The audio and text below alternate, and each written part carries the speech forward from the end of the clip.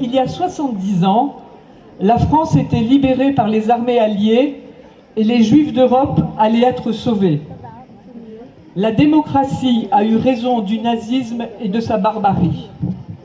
La commémoration de cet événement nous a rappelé le courage de ces hommes, américains, canadiens, néo-zélandais, anglais et même français, qui ont fait le sacrifice de leur vie pour que l'Europe se débarrasse d'une idéologie meurtrière et perverse. Aujourd'hui, le monde est à nouveau confronté à la violence d'une idéologie tout aussi dangereuse.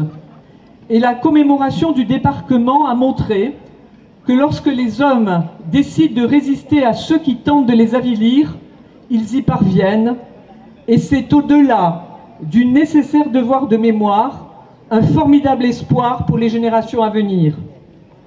J'ai choisi d'évoquer cet événement parce qu'il est d'abord d'actualité, mais parce qu'il est aussi porteur pour moi d'un message fort.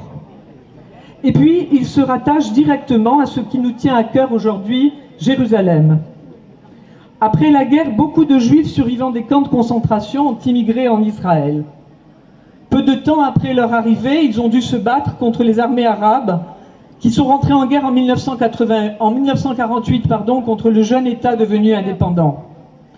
Et nombre d'entre eux sont morts pour libérer Jérusalem. Et à nouveau, en 1967, au moment de la guerre des 6 jours, des hommes sont morts pour défendre Jérusalem. C'est en hommes libres qu'ils ont donné leur vie pour que vive Israël. Leur courage, comme celui des soldats américains, ne peut que susciter notre admiration, et en fêtant Jérusalem, c'est à leur mémoire aussi que nous rendons hommage.